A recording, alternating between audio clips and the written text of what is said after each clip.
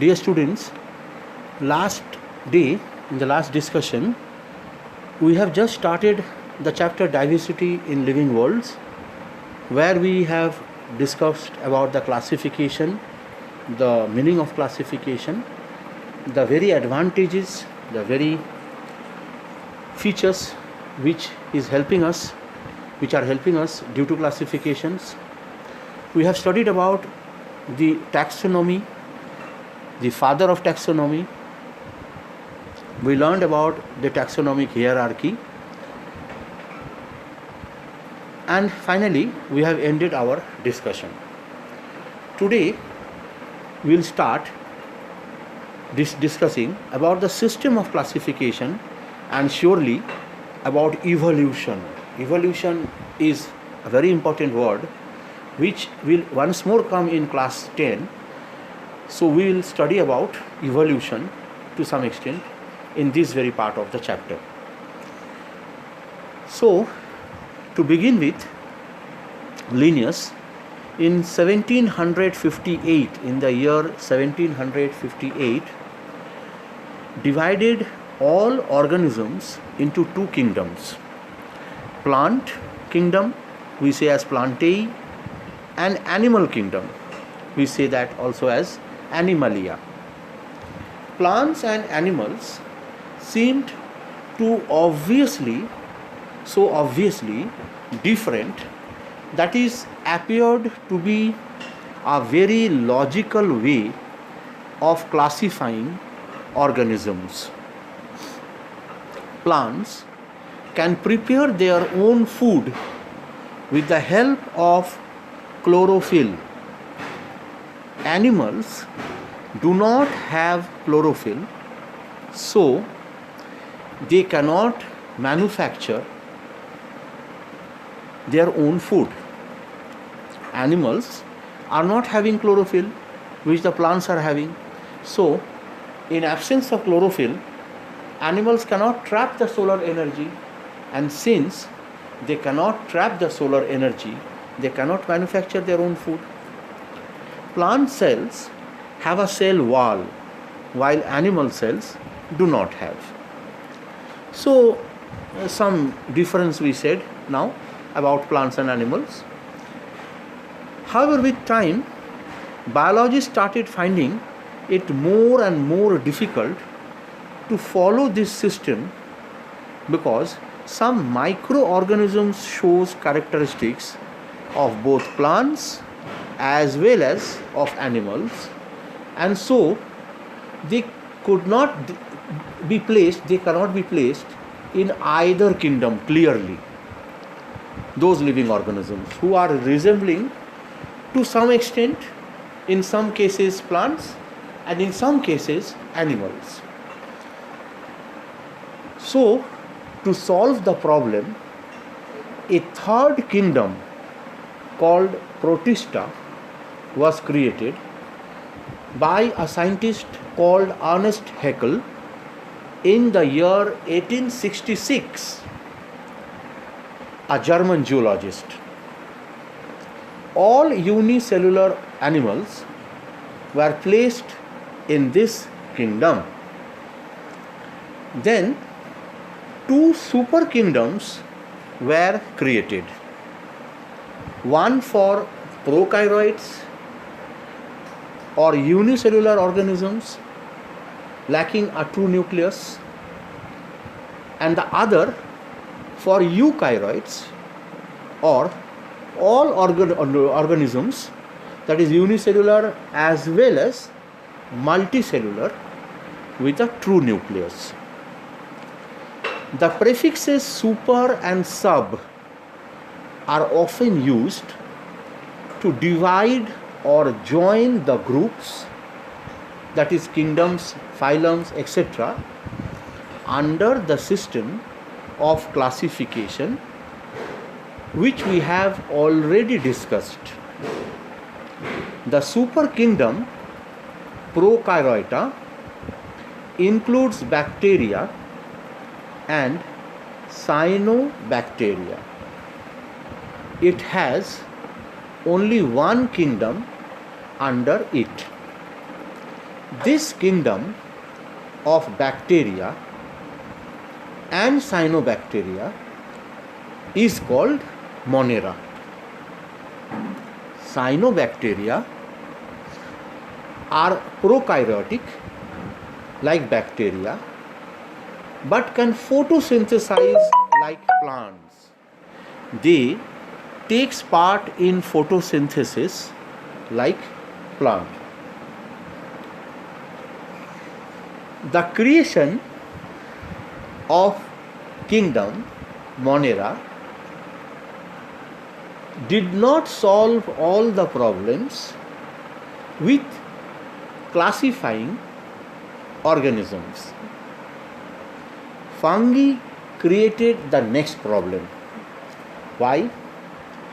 Like bacteria, they cannot photosynthesize, but they are eukaryotic. They could neither be placed in Monera nor in Protista, which now includes photosynthesizing algae. A new kingdom was then created for fungi. Robert Whittaker in 1969 is credited with the creation of the kingdom Monera and fungi. The 5 kingdoms of Monera, Protista, fungi, plantae and animals include all organisms except virus. See, even after creating 5 your kingdoms, still virus is left behind because of its peculiar characteristics, some unique characteristics. Virus cannot really be called living organisms because they are non-cellular. A virus is just a bit of DNA or RNA inside a covering of protein. The kingdom Monera falls under the super kingdom Prokaryota. The other 4 kingdoms fall under the super kingdom Eukaryota. Now, classification depends on evolution. The classification of organisms is closely related to their evolution. Evolution refers to the process by which the early organisms on the earth diversified into various forms through a slow but continuous process. Ever since the appearance of the first living beings on the earth some 3.5 billion years ago, new forms have originated from the already existing forms. The older forms have given rise to the newer forms, but the newer forms are sufficiently different to be recognized as new types which breed amongst their own members and not with the ancestral types. The newly formed species in turn may give rise to still newer forms. This results in the complexity of the structure. That is, the older organisms are simpler and the younger organisms are more complex. Charles Darwin, an English naturalist, first described the idea of evolution through his book called The Origin of Species. This book was published in the year 1859.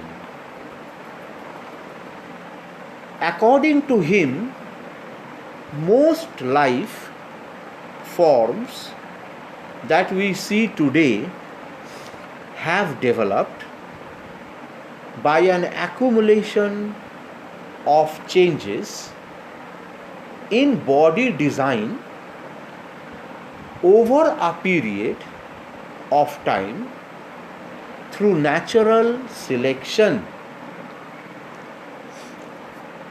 These new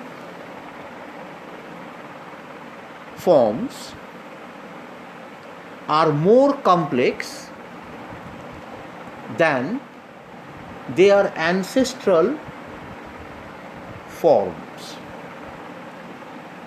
So he said few more points which we can discuss.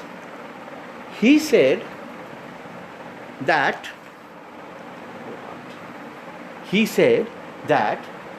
if the rate of reproduction continues as such, then very soon the earth will be full of them. This was his first point. Then he said that the struggle for existence will start among the living organisms. He said that this struggle for existence will be interspecific and intraspecific. That means within same species and between different species. Then he said that for the struggle for existence, the living organisms will be applying some of their special features which they will evolve through thousands and lakhs of years. And these specific features of their body, of their life, which they will acquire, they will pass these special features to the next generations via reproduction. And finally, he said, survival of the fittest. In the struggle for existence, whoever will be the suitable organism for the struggle, the fittest organisms will survive and other will pass away. So this was about the origin of species, which Darwin have formulated. He have given one example for this very view. He said, let us consider that all the living creatures, all the living organisms in the very beginning, suppose, are consuming all the plants and their products which are crawling on the ground, which are the creepers and which are the climbers. They all living organisms, first of all, are eating up those plants and plant products. When those plant products are getting exhausted, then we all are giving importance to the little bit higher up plants which grows up to our knee height, up to our shoulder height. The fruits, the vegetables of those plants we are eating, and finally those foods are also getting exhausted, are getting finished up. Finally, we are looking towards the fruits and other plant products of the trees, like say mango tree or a coconut tree. Here he was of the view that the animals like giraffe tried year after year, lakhs and lakhs of years, to reach the mango by simply extending their neck region. And as a result, he was of the view that the giraffe became the tallest animal of this very earth. Similarly, he said that the squirrels or the monkeys and all these arboreal animals, they became the master, they became very skilled in climbing the trees. They do not fall down like us. So they tried to climb up the tree as early as possible in order to reach the mango of a mango tree. Thirdly, he considered birds as also a suitable member in the struggle for existence, because birds are famous for aerial life. They can fly, which no other living organisms can show so much skillfully. Yes, insects can fly, but they are not so much speedy, and they also cannot fly up to that much height which bird can avail. Finally, he came up to human beings who can neither be as tall as giraffe nor is as skilled as the arboreal animals like squirrel or monkey to climb up the tree, neither they are that much skilled to fly like birds. Then what will human beings do? He said human beings are having very well developed nervous system.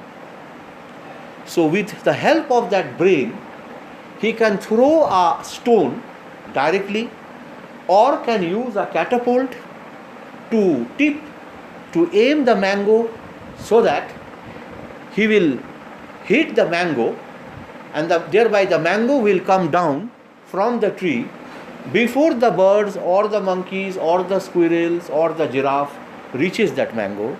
And in that way, human beings will be the superior most creature of this very world, since they are having the nervous system which helps him to cultivate the brain which other animals cannot.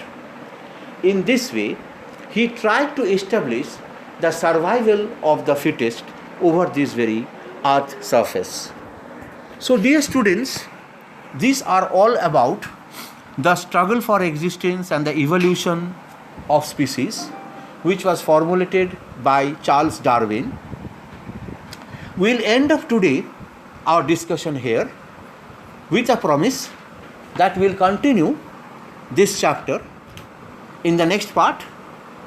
So today we have discussed about the system of classification, and we have discussed about evolution. We have discussed about the 5 kingdoms, that is Monera, Protista, Fungi, Plantae and animals. we said our limitations about virus, why we are having this limitation, that also we have said. So we are ending today here. Next day again we will meet. Till then, goodbye.